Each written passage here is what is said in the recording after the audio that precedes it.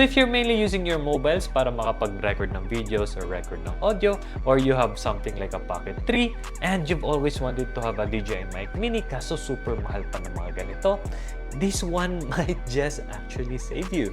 Kompleto ka na dito actually. You have one receiver which is a Type-C and meron kang dalawang microphones na hari ng liit.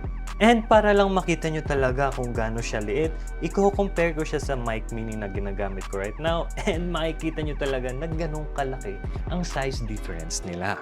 So, mic test tayo sandali. Right now, ang naririnig yung audio is nanggagaling sa DJI Mic Mini nang naka-on yung noise reduction. Now, switching over, andito naman tayo sa T1 Mini natin and naka-on din yung noise reduction.